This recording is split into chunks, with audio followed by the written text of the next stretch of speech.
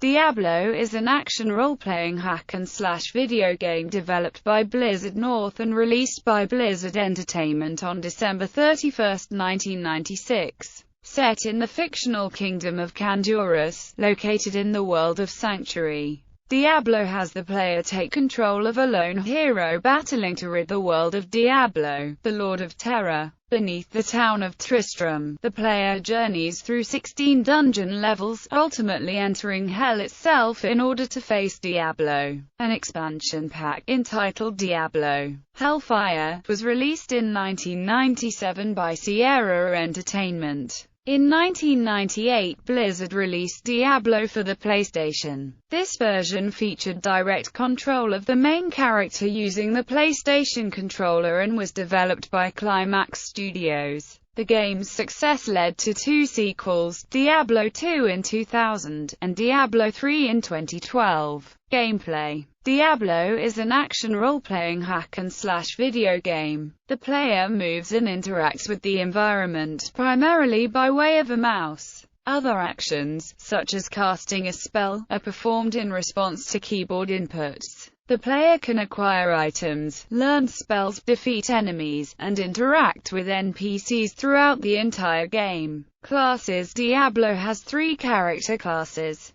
the Warrior, the Rogue, and the Sorcerer. Each class has a different set of assigned attributes along with a unique skill, although each class is capable of using almost all of the same items and spells. Class-defined skills and attributes reward play that utilizes them efficiently. Warrior, the most physically able of the three classes. The Warrior is a close-quarters fighter and can generally take the most physical punishment. The Warrior's primary character attribute is Strength. The Warrior starts with the skill to repair objects in his possession at the cost of overall durability. Rogue, a master of ranged weapons. While not as strong as the Warrior, the Rogue is very effective at attacking enemies from a distance. The Rogue's primary character attribute is Dexterity. The Rogue's unique starting skill is the ability to disarm traps. Sorcerer, a spellcaster being the most physically weak of the three classes, but can learn the most spells at the highest levels.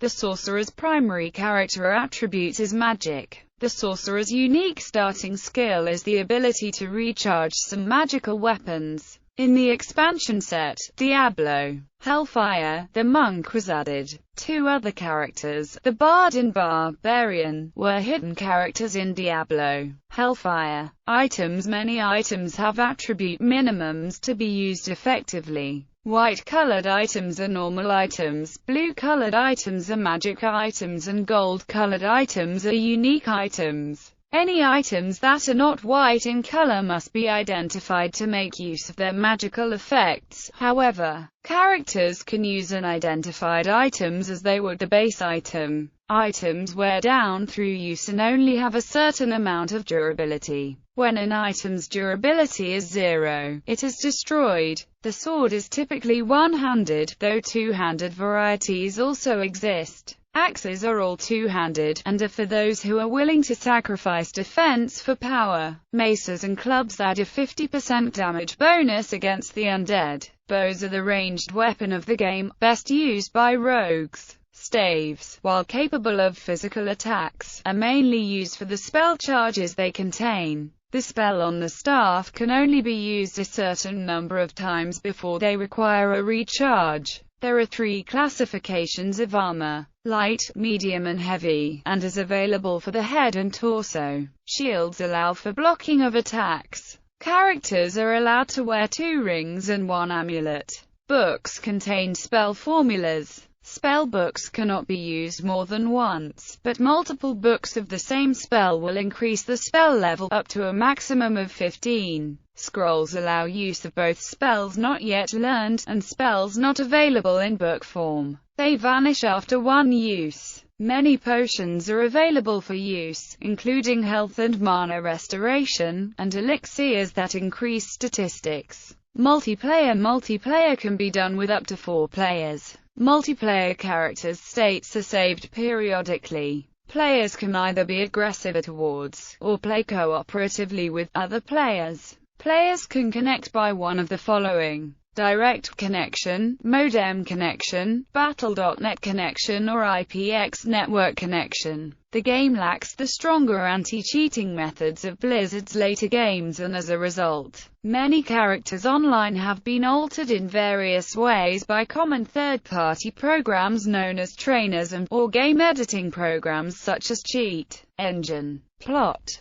setting: the setting of Diablo includes the world of Sanctuary, as well as Heaven and Hell. After eons of war between angels and demons, the ascension of man prompted the three lords of Hell to seek victory through influence, prompting their exile into the mortal realm. There, they sowed chaos, distrust, and hatred among the humans of Sanctuary until a group of Magi trapped them in soulstones. Diablo's soulstone was buried deep in the earth and a monastery was built over the site. Generations passed and the purpose of the monastery was forgotten. A small town named Tristram sprang up next to the monastery's ruins. When King Leoric rebuilt the monastery as a cathedral, Diablo manipulated its archbishop, Lazarus, to destroy his soulstone prison. Diablo subsequently possessed the king, sending out his knights and priests to battle against peaceful kingdoms, and then possessed the king's son,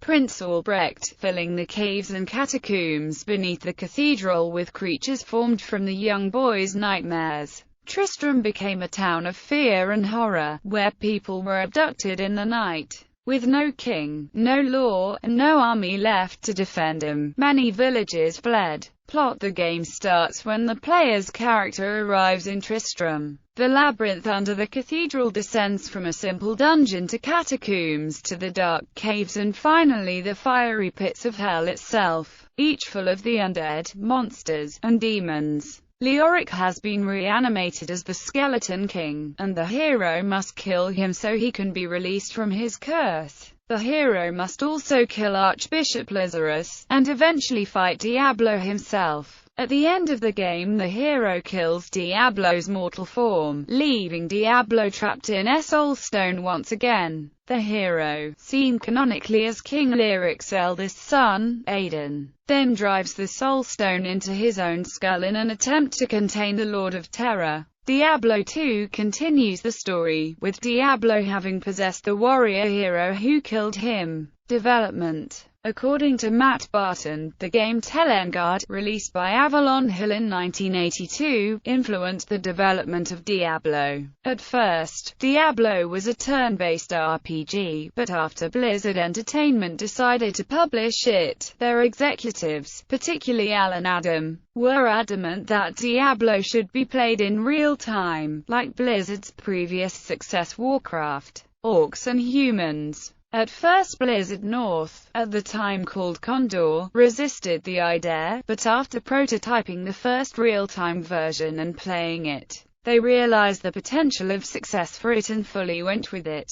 Later on, this would prove as a turning point for the success Diablo had. The game was also originally conceived to be made in claymation, but Blizzard convinced the development team to use 3D isometric style instead. Release: Diablo normally requires the original CD to play. However, also included on the disc is a shareware version of the software that could be played without the CD called Diablo Spawn. This version of the game allows access to only the first 2 areas of the dungeon, and locks out 2 of the 3 playable classes and many of the NPC townsfolk. It is playable in both single and multiplayer with those restrictions. The demo is also downloadable. In 1998, a PlayStation version of Diablo was published by Electronic Arts. The game lacked online play, but featured a 2-player cooperative mode. It also featured an option to learn the story through a narrator without having to find the books in the game. The European PAL version is fully translated and dubbed into French, German and Swedish in addition to the original English. This version was infamous because of its need for 10 blocks free on a PlayStation memory card. The standard size of memory cards for the platform was 15 blocks.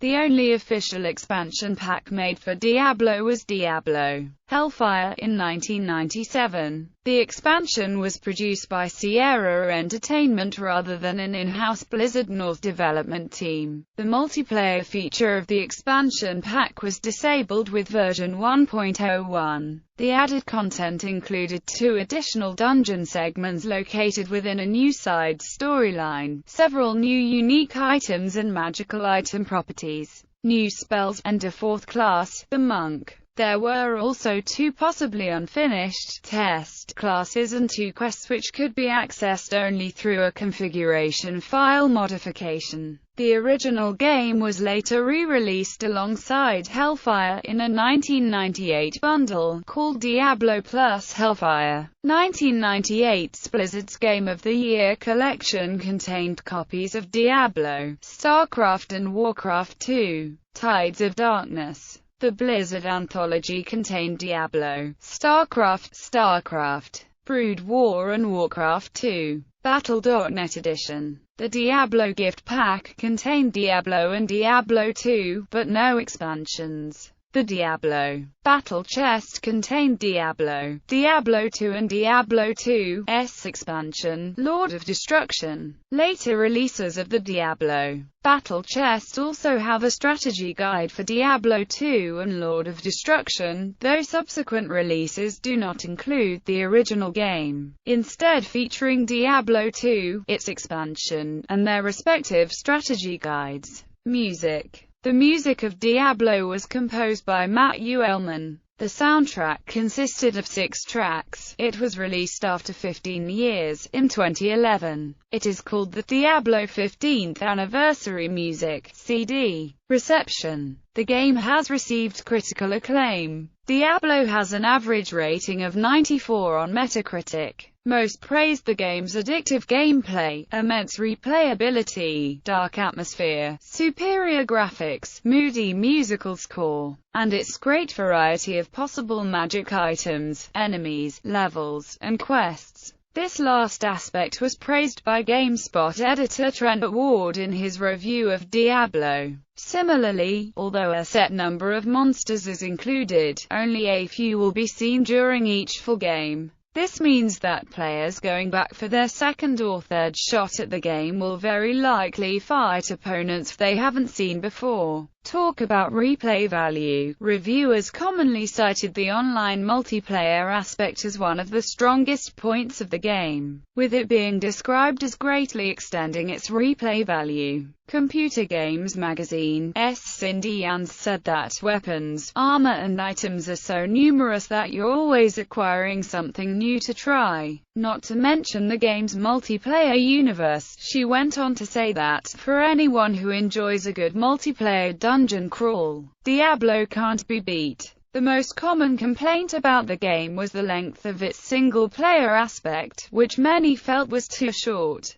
Cindy Yans finished her review. Despite the rather pale storyline, watered-down quests and a fair amount of necessary repetition, Diablo is a must for anyone interested in just plain fun. On GameSpot's main page for Diablo, the subtext used to describe the game when it came out simply states, "Diablo is the best game to come out in the past year, and you should own a copy." Period. Awards. Diablo was awarded GameSpot's Game of the Year award for 1996. As of January 7, 2013, Diablo has GameSpot's #1 spot of all PC games, with a score of 9.6 out of 10. In 2005, GameSpot chose the game as one of the greatest games of all time. Sales. As of August 29, 2001, Diablo had sold 2.5 million copies worldwide.